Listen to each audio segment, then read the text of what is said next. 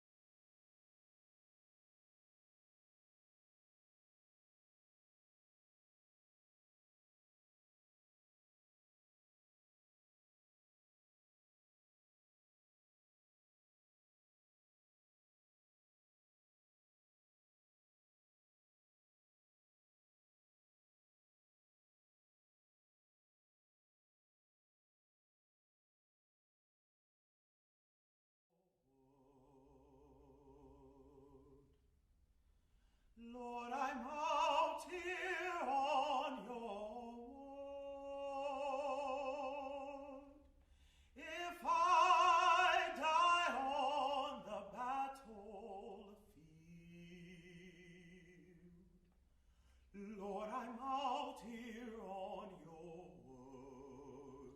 Glad I got my religion in time. Glad I got my religion in time. If I die on the battlefield, Glad I got my religion in time. We soon shall reach the Battlefield, Oh, how we then shall see. battlefield, With all the heavenly battlefield, we'll make on heaven battlefield. We'll shout o'er all our sorrows and sing forevermore with Christ and all his army on that celestial shore. Lord, I'm out here on your word. Lord, I'm out here on your word. If I die on the battlefield, I'm out here on your word. Glad I got my religion in time. Glad I got my religion in time. If I die on the battlefield, glad I got my religion in time.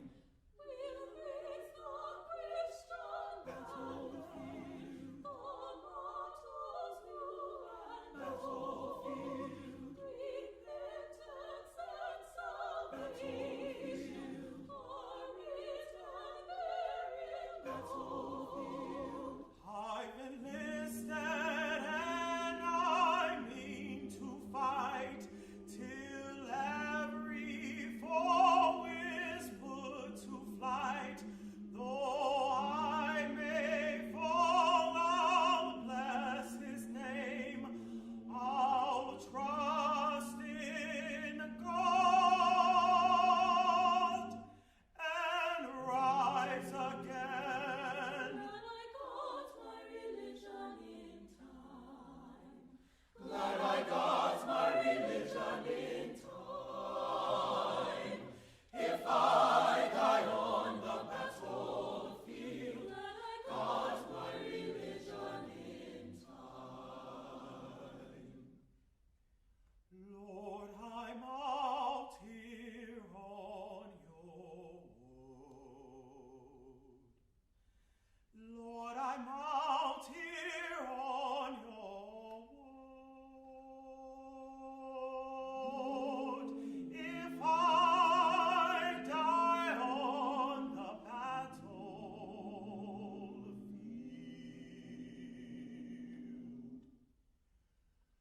Lord, I'm out here on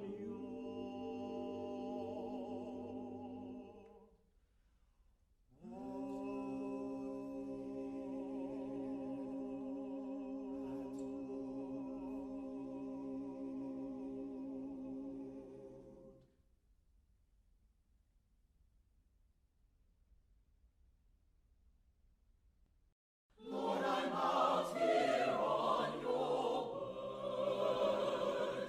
If I die on the battlefield, I'm out here on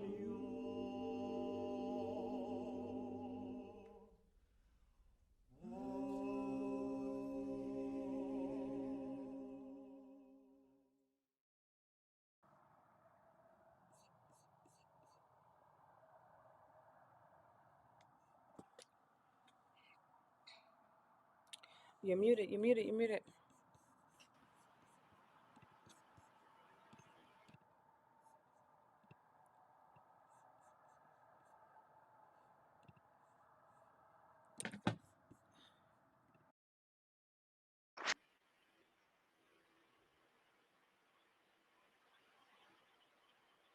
of our lecture series, the George L. White Lecture Series.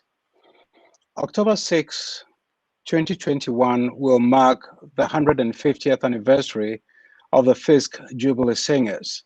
Several events have been planned, some have already taken place, and others will be taking place in the future. Tonight's lecture is one of those events that have been planned. You may ask why we named this lecture series the George L. White Lecture Series. George L. White was the founder and first director of the Fisk Jubilee Singers, and the 150th committee thought it wise to honor George White by naming this lecture after him. Tonight we have a guest lecturer who will be speaking about Mrs. James Myers. We know of several musical directors who have been in this position since 1871. Many people do not know about Mrs. Myers, and therefore we ask that our guest speaker tonight speaks about Mrs. James Myers. The title of tonight's lecture is Go Tell It on the Mountain, the Life and Legacy of Fisk Jubilee Singers, Mrs. James Myers. Our speaker is Miss DeLisa Minor Harris. She's a member of the 150th Anniversary Committee. She also serves as the Assistant Director of Library Services in the John Hope and Aurelia E. Franklin Library. And now I welcome you to sit back and listen to Ms. Harris as she tells us about Mrs. James Myers. Ms. Harris, it's over to you. Thank you. Good evening. I want to first start off by acknowledging a few people who have supported me since the beginning and made this possible for me to speak tonight. Thank you for this opportunity to share the story of Mrs. James A. Myers, a composer and arranger, a teacher, and a legendary figure in her own right. Thank you to the Fisk Jubilee Singers 150th Anniversary Committee, especially Dr. Paul Kwami, whom I admire and respect, and get to work side by side with preserving the history and legacy of the Fisk Jubilee Singers. Thank you to my mentor and former boss, Dr. Jesse Carney Smith, who provided me with so much guidance and support as a young librarian. And also to my current boss, Dr. Brandon Owens, and the entire Franklin Library team for their support. Thank you also to my friends and family who have supported me during my time of bereavement and checked in with me and made sure that I was prepared for tonight's lecture. Last and certainly not least, thank you to my mother, Geraldine Harris. Enough said. And I want to dedicate tonight's talk to Clement and Eula Robinson, my uncle and aunt, who played a significant role in who I am today. Their love was strong and true, and as they rest together in heaven, I will cherish their memories and try my best to make them proud. I also want to dedicate tonight's talk to Tracy Eichelberger and all the descendants of Mrs. James A. Myers. Thank you for sharing your ancestor's story with us and allowing us to preserve it for the future.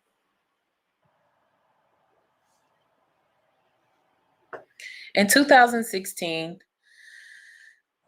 as the newly appointed Special Collections Librarian, I was tasked with curating an exhibit honoring the legacy of the Fisk Jubilee Singers.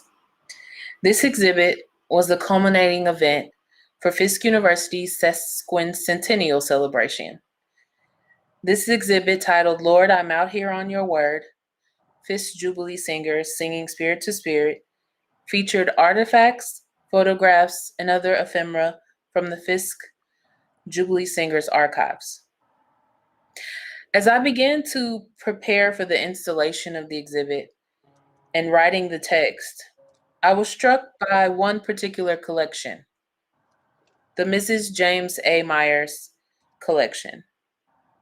What struck me was that I was so familiar with so many different names associated with the Fisk Jubilee Singers. George L. White, Ella Shepherd Moore, John W. Work II, and John W. Work III, but unfamiliar with the name Myers.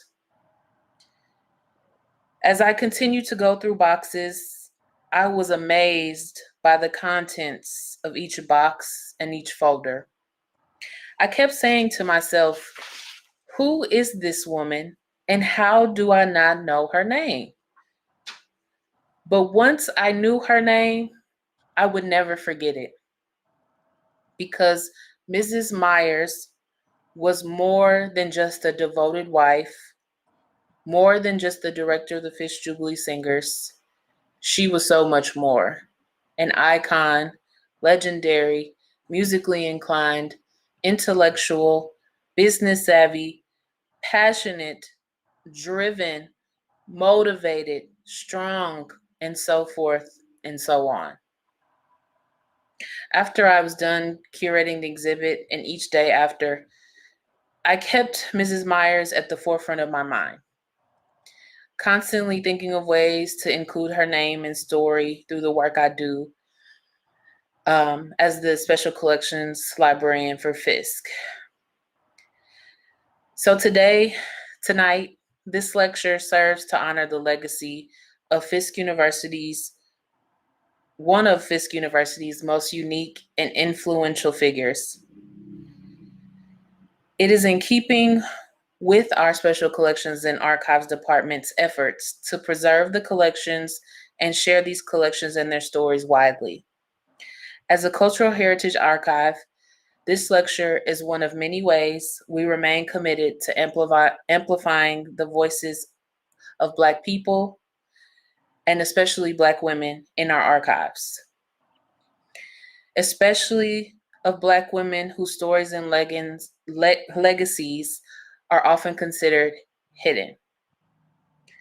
Shining a light on Black women like Mrs. Myers and many others begins with a commitment from the community from which these figures emerged, not to let her story be lost to the broader public. As scholars and historians Darlene Clark-Hine and Kathleen Thomas submit in their book, A Shining Thread of Hope, The History of Black Women in America, Black women are survivors. They have developed values over almost 4 centuries that seem to work. At a time when the problems of our society often seem insoluble and the obstacles to peace and freedom seem impossible, all Americans have a great deal to learn from Black women. Indeed, we do. Much of the information for tonight's talk comes from the collection of Mrs. Myers, and specifically an interview conducted by Louise Davis with Mrs. Myers. Mrs. Myers' collection of personal papers was purchased at auction by historian and Fisk alumnus Dr. John Hope Franklin in New York City. I imagine while being a student at Fisk, Dr. Franklin got to witness the life and work of Mrs. Myers in her element as a musician, director, and singer. Later, when he, at the auction, had a decision to purchase the collection, it was a no-brainer because he understood the immense value of Mrs. Myers' life's work and what the collection represented for not only music, but Black music history and the history of the Fisk Jubilee Singers. The scope and content of the personal papers at Fisk are from the period of her life post-retirement from Fisk during the 1950s, when she continued touring nationally and internationally with her group, the Jubilee Singers. Mrs. Myers, being savvy and driven, secured her Jubilee Singers work as goodwill ambassadors for the U.S. State Department. This role took the group across the U.S. and India, North Africa, Israel, Paris, and many more places. Among the members of her group was Dr. Matthew Kennedy, Fisk alum and eventual director of the Fisk Jubilee Singers. While this collection gives a glimpse of Mrs. Myers' life in one decade, there is so much more to say about this extraordinary life. I am happy now to share that more of her personal papers and artifacts have recently come to Fisk, thanks to her great niece. These new additions to the Mrs. James Myers paper allow us to expand the story and to preserve even more of her story for access.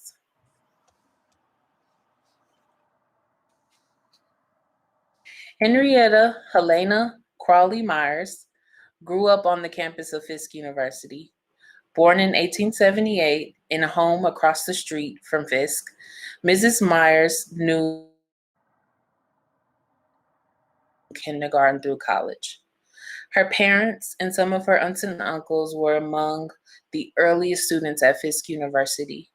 Her father, Reverend Thomas Edward Crawley, preached and taught the Word of God.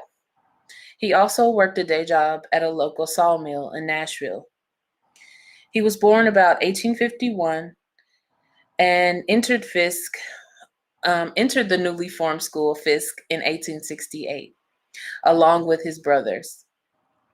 Her mother, Mary Jane Green Crawley, attended Fisk as a young girl too. Mrs. Crawley for many years was a housewife, and later, after her husband passed, worked as a nurse for a white family in Nashville. According to Louise Davis' interview with Mrs. Myers, her parents were trained as servants in the homes of Nashville's pioneers and were hard workers and eventually established a home of their own. From her parents, Mrs. Myers heard stories about Fisk and the glory of seeing the new building on campus, Jubilee Hall. Her parents were classmates with early students like Ella Shepherd Moore, Scott Crosswaite, and George Moore.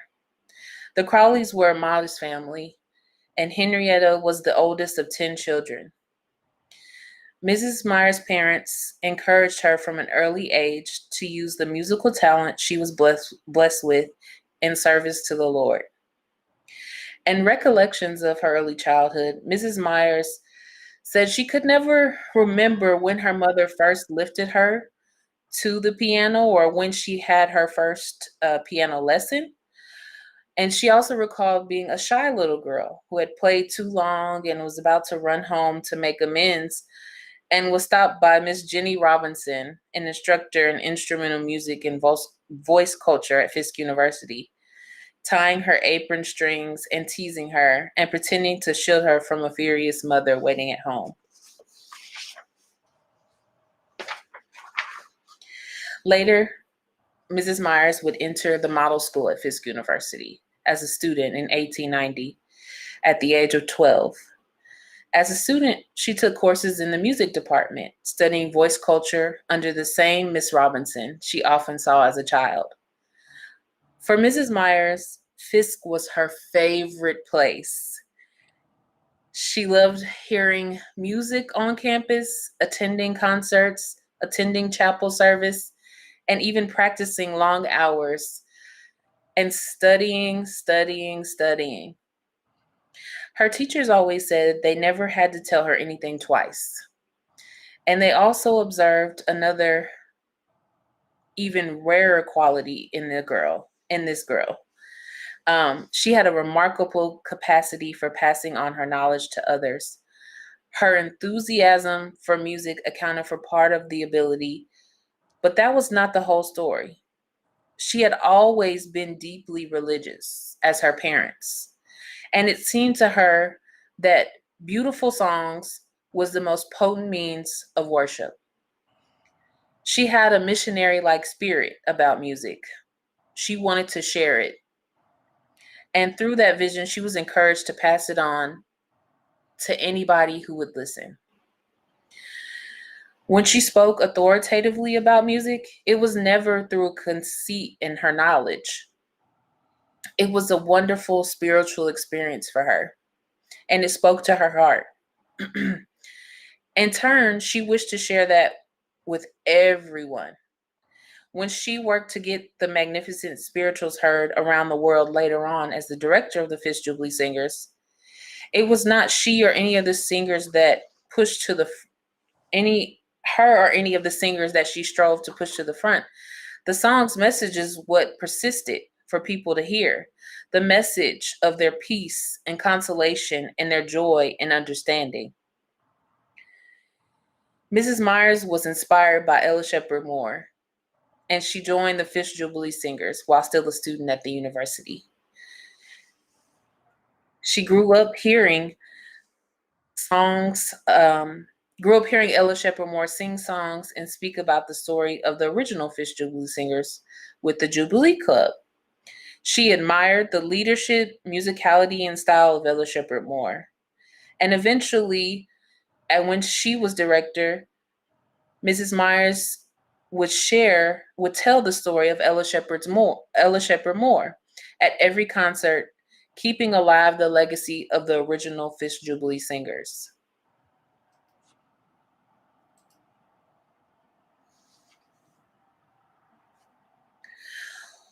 Once a member of the Fisk Jubilee Singers, she was introduced to another student, James A. Myers. Mr. Myers was enrolled in the newly established theological department at Fisk. He was also considered a brilliant orator. He played football and was a member of the Jubilee Male Quartet. He sang in the quartet with John W. Work Jr. and Mrs. Agnes Haynes Work, with whom he became great friends with.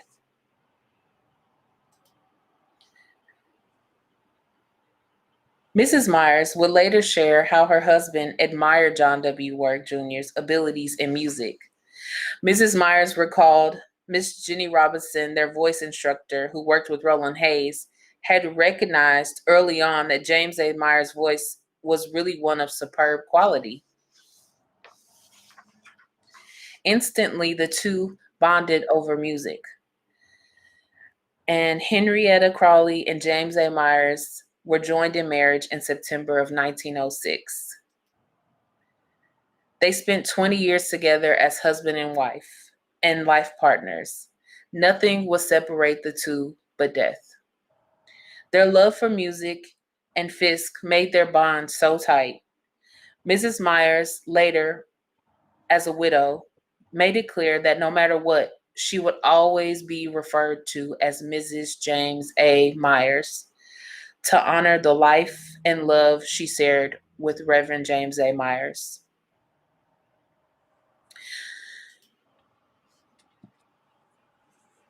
After John W. Work's leadership as director of the Jubilee Quartet, Reverend Myers took over the quartet as director.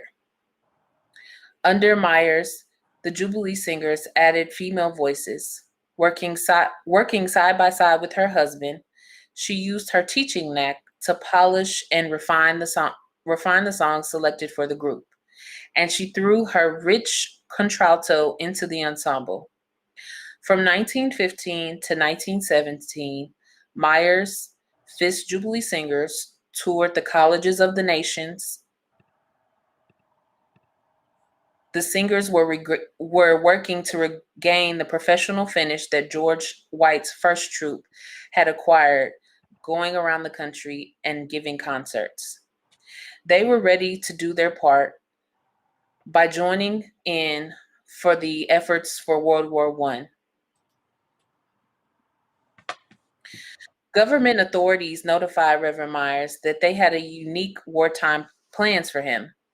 He was to take his singers anywhere in the country to any army hospital or port or embarkation or training camp where the song could ease the heartache of war. The Fisk Jubilee Singers were put at the government's disposal, and Myers, Mrs. Myers, and 3 other singers had to become accustomed to cross-country trips. From the Davis interview, Mrs. Meyer recalls, there was one time at Camp Upton in New York when they were called to sing to men on their way out. Some of them were ill of influenza, and as the singers went in to sing to them, They remembered the long rows, the tall stacks of coffins that they had to file through on the station platform to make their way from the train. And during their night, when they were staying in the camp guest house, they heard wagons rumbling, loaded with coffins of men who had just died of influenza and were on their way home. Mrs. Myers also recalled that they received a call from the government to hurry across the country to an army hospital near Salt Lake City, where 500 wounded soldiers lay listless. Later, they would also be called to San Francisco, California, to sing for soldiers at a camp where they were being held and could not leave. Each time the group performed, Reverend Myers would whisper to Mrs. Myers, "Steal away," and she would start the song off for the group. Each time they sang that song, soldiers would be eased, and some would join in, remembering the lyrics of the song. After doing their part during the war, Mrs. Myers had an idea for the Fisk Jubilee Singers to return to Europe on a tour. The last group to give concerts in Europe was Loudon's Jubilees. For months, Mrs. Myers worked behind the scenes, never sharing with her husband her idea or the work she was doing to raise money and book the singers for concerts in Europe. Carl Barber, one of the members of the Jubilee Quartet, was the only person she enlisted to help her make the European tour a reality after nearly 50 years. Then her moment of glory had come.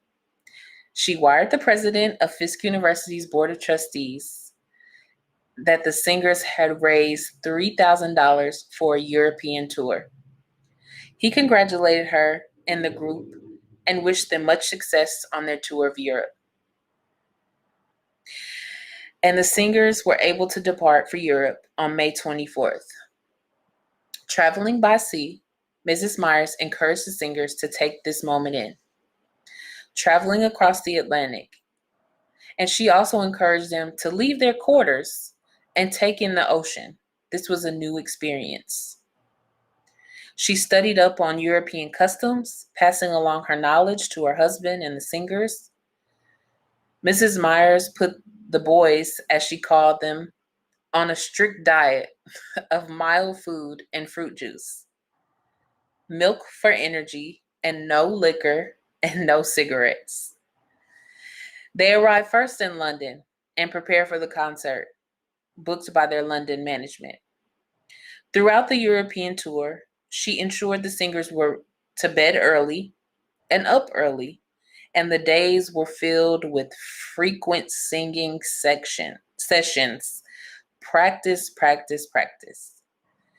They gave commanding performances all over Europe and other countries and other continents.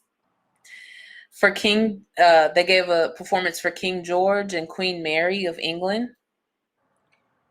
They traveled through Italy, Germany, Switzerland, France, and Berlin. During the concerts, Reverend Myers would recite poetry or give speeches by authors like Paul Laurence Dunbar. Mrs. Myers and others described how Reverend Myers' speeches would affect their audiences and move them in such positive ways, lending their support to the singers and offering them additional funding for their tour. Later on, during their European tour in Lucerne, Switzerland, amid a concert, Reverend Myers collapsed, and the doctors had diagnosed him with a bad heart condition. He was to rest, but he refused. Instead of finishing the concert in Switzerland and a show in Paris, which would be his last, Reverend Myers died back home in Nashville later that year in 1926. Mrs. Myers' life forever changed after the loss of her husband, but she did not wallow in sadness. Instead, she decided that she would continue the work above all else. The result was service to her home, Fisk University, and music. The legacy of Reverend Myers did not die, but lived on through his wife. And so, Mrs. James A. Myers, in 1927, took over the role of director from her husband for the Fisk Jubilee Singers. As the director, she was concerned with keeping alive the particular interpretations of spirituals that her husband had made beloved to so many people across the world. Again, she was fortunate to have been the technical director of the Jubilee Singers for so many years. Stepping into her husband's shoes, becoming full director and manager, was an easy transition, as easy as it could be for a heavy-hearted widow. She went back to New York to study with artist teachers to fortify her voice for the new responsibility. Mr. Myers had always had the knack for getting the best out of anybody, and she had always had a particular ability in imparting technique in finishing the performance. They had made a perfect team, but now she would need the talents of both. The music was what Mrs. Myers was always so passionate about. She believed whether it was in the rhythm of the key, in the time, in the theme, or in the interpretation, the spirituals had set a new era of syncopation in motion. Music historians could trace modern jazz and swing to spirituals, and could even see the similarity to the ceremonial music of the tribes in Africa. Mrs. Myers believed in the evolution of the spirituals, always chasing something new. In her first years directing the Jubilee Singers alone through tours of the United States, Mrs. Myers kept an ear open for new songs. She was determined to spend her summers visiting Black church meetings in the backwoods of the South and listening there for new spirituals in the making.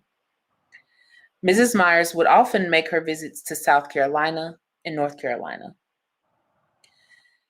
After her visits, she brought back songs to Nashville and taught her singers for their concerts.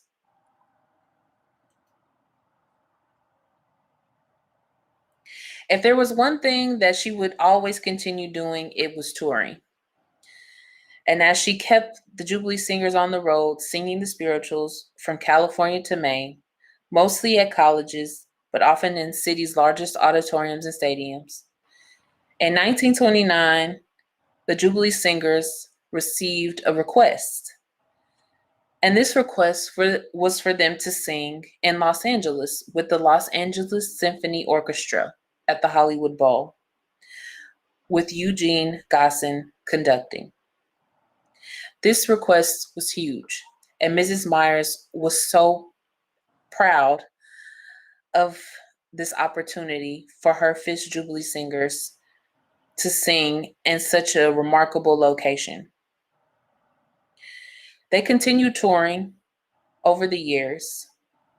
In October 1935, the Jubilee Singers added to their regular concert tour a once-a-week broadcast over radio station WSM in Nashville on Sundays.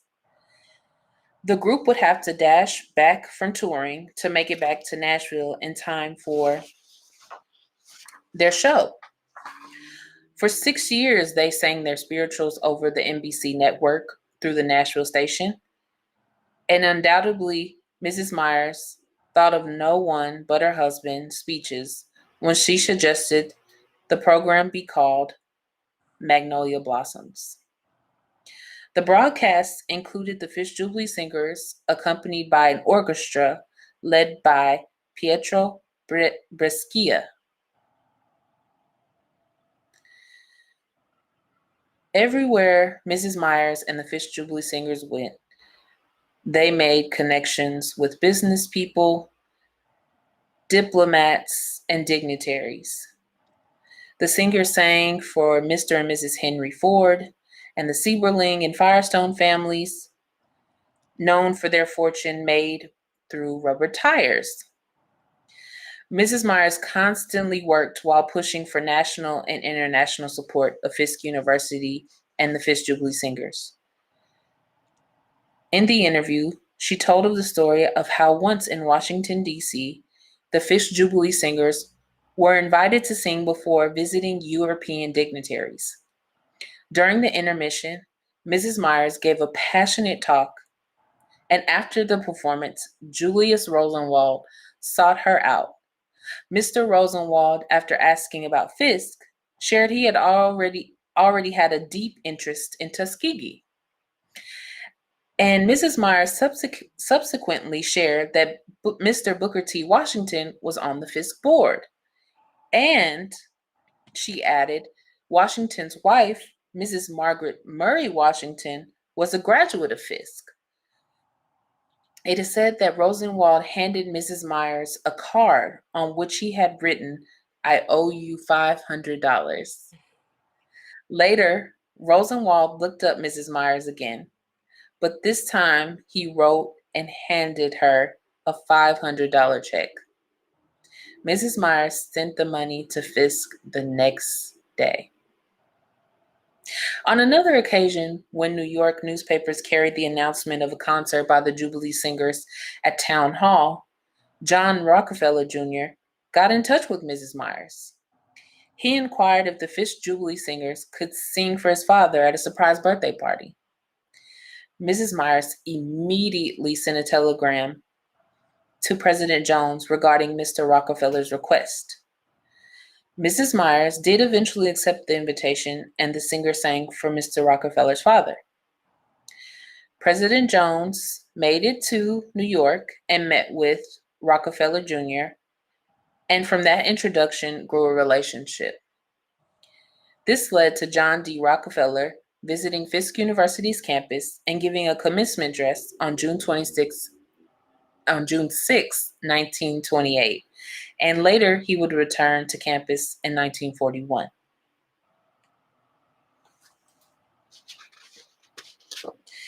In 1947, Mrs. Myers retired from Fisk University and her position as director of the Fisk Jubilee Singers. With the new administration under Fisk University's first African-American president, Charles Spurgeon Johnson, changes in offices and places were occurring.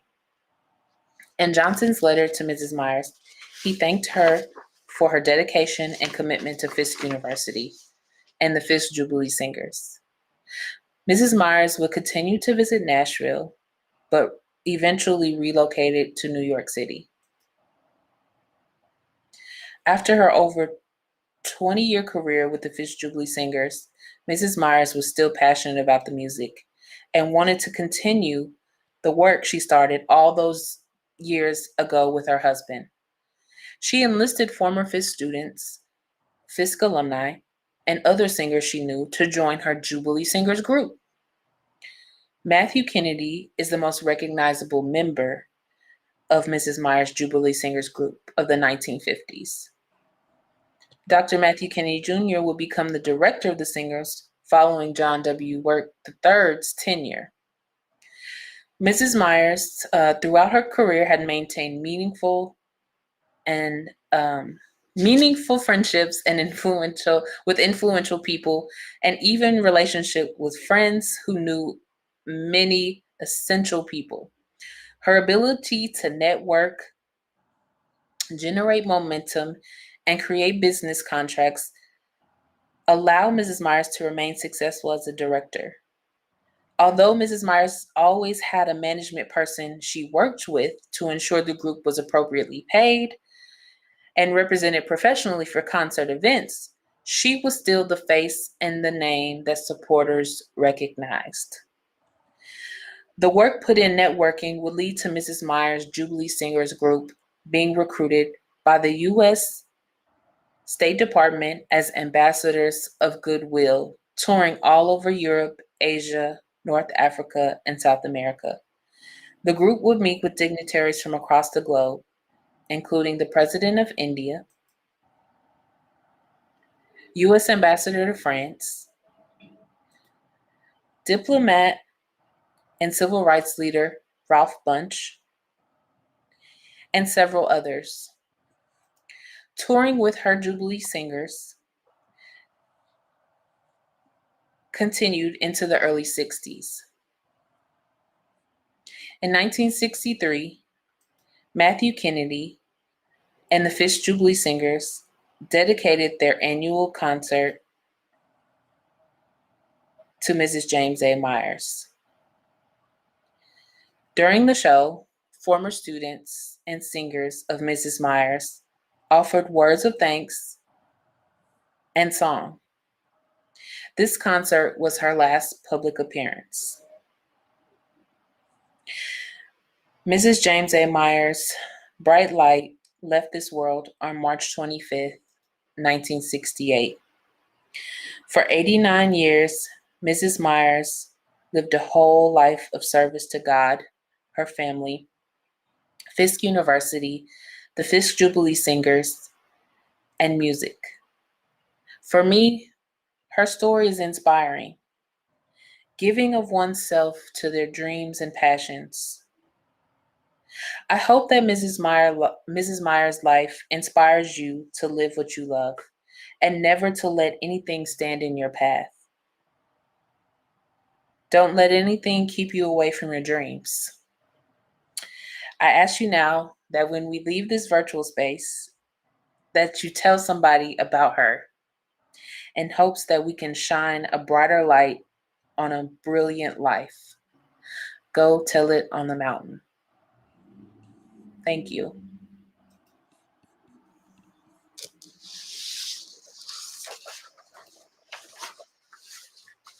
Well, thank you very much, Ms. Harris. That was a very enlightening lecture you've given us. I know that very recently you received some papers of Mrs. Myers. Can you share a little bit about those with us? Yes, so as I mentioned in my talk, we received a substantial amount of Mrs. Myers papers, art, memorabilia, and items. And this addition to her collection actually represents her early years as the director of Fisk Jubilee Singers, whereas the collection we had only covered the 1950s. So the collection we received had a lot of her early compositions, a lot of early images of them from the 1920s, and actually Mr. and Mrs. James A. Myers Bibles was also is a part of this collection. And so we are currently in the process of, it's in a pre-process state, but we hope to have the collection added into, be able to share that for access to researchers and other people who want to use her papers.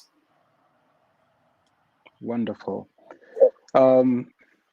Again, we are very thankful for all those who have joined us. One of our guests today has a question asking whether the Fisk Jubilee Singers under Mrs. Myers were all male. Yeah, so when Mr. Myers became director, he had a mixed voices group, a quartet. So he included female voices, not a lot, just two. It was usually Mrs. Myers and someone else, and maybe just Mrs. Myers in the beginning. But when Mrs. Myers took over, I guess she kept it a male quartet, and she was the only female voice. And even sometimes she didn't sing, she would just accompany the group in direction.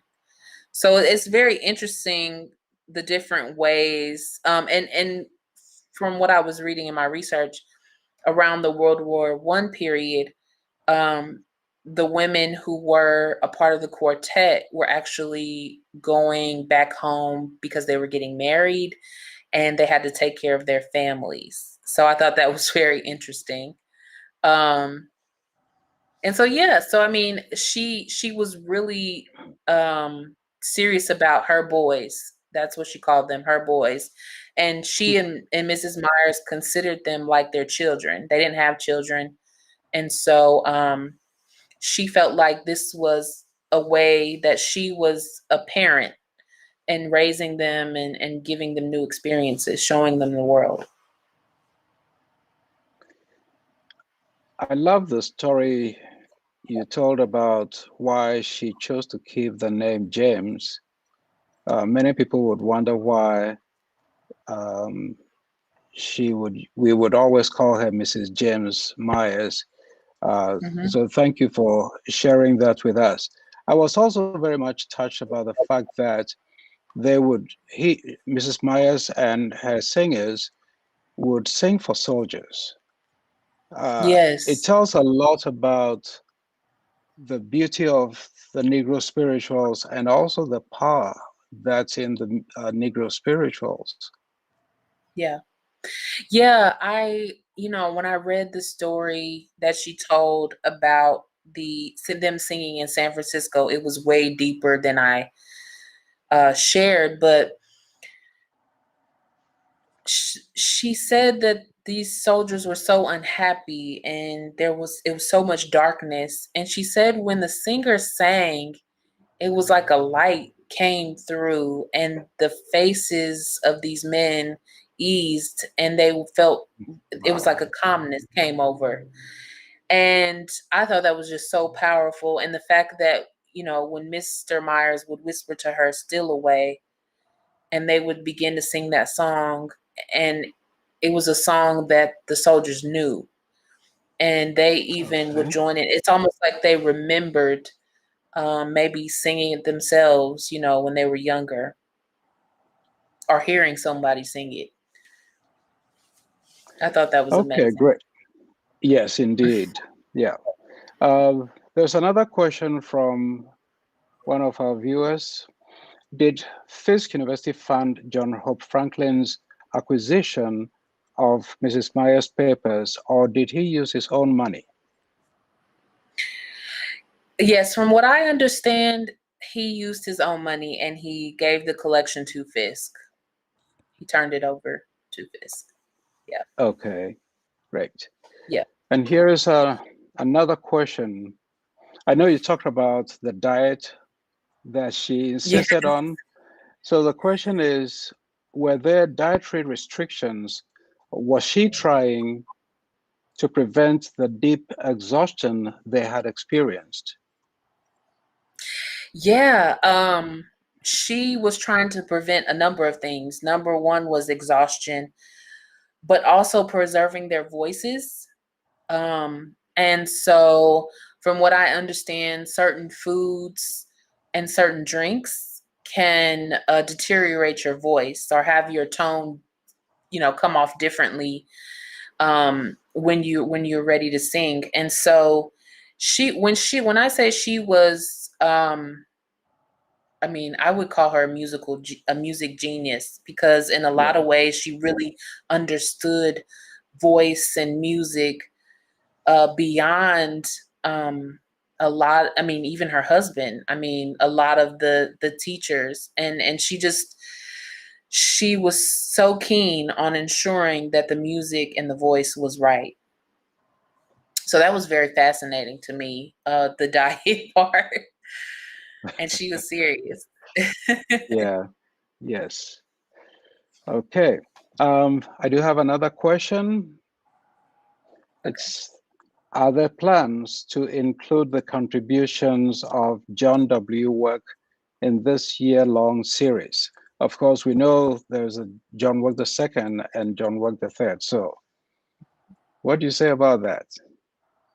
Yes, I believe that Professor Wynn, if I'm not mistaken, Correct. will be talking about the Work family's contribution in the fall, which, includes not only John Work II and John Work III, but Agnes Haynes' work who started out in the Fisk Jubilee Singers as a singer, and then, you know, she would be in and out. She was one of those wives too that really helped her husband, assisted her husband in a lot of the directorship roles and the music.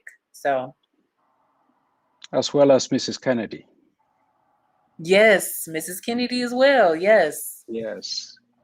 So the women also, there were women, other women who played very important parts in the history of the Fisk Jubilee Singers. And Yes. we'll have to find a way of sharing their stories as well.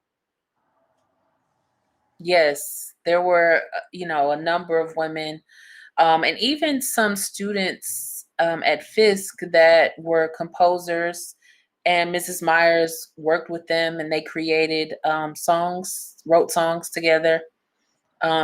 Very fascinating. You know, very, very much worth telling, storytelling, and getting that story out there. I'm wondering, have you taken a look at some of her compositions, since she had few women and more male singers? Yes, so I have looked at some of her compositions, and I've seen some she's done for tenor, and they're mostly male voices, voices, which is interesting. I think I saw like a soprano, a couple, like some soprano stuff, but yeah. And I guess I never realized she had like a composition note. She had a few where she would just write music, and I guess that was another part of that with the newly added part of her collection that I guess I just didn't notice before. And I just, you know, I feel like that's also worth studying. Because there may be some songs there that, you know, the Fisk Jubilee singer sang, but we never sing anymore. Maybe some that she wrote. I don't know. And I'm like, how can we attribute these songs to her or the compositions? But yeah. Yes. All right. Ms. Harris, on behalf of the Fisk Jubilee Singers, the 150th committee, and all of our listeners this evening, I would like to thank you very much for giving us this wonderful lecture talking about the life and legacy of Mrs. James Myers. And I'm very sure that many people are very inspired now and would desire to learn more about her. So I just warn you, be expecting visitors to the library to do research about Mrs. James Myers. And again, those other women who played very important roles in the history of the Fisk Jubilee Singers. And to all of our guest viewers and listeners, we thank you very much. In September, we will have another lecture that will focus on the Work family, particularly John Work II. And this lecture will be given by our own Professor Linda Wynne. I would like to take this opportunity to thank Yasmin Hayes and Bobby Poole Jr., who were very instrumental in helping to pull this together this evening. We encourage you to continue supporting the Fisk Jubilee Singers. The Fisk Jubilee Singers, of course, are known as the ones who were instrumental in establishing a very important form of American music and sharing that music with the whole world. We want to make sure we keep this legacy alive. And so thank you very much, everyone. And wherever you are, have a good night, and we'll see you during our next lecture in September.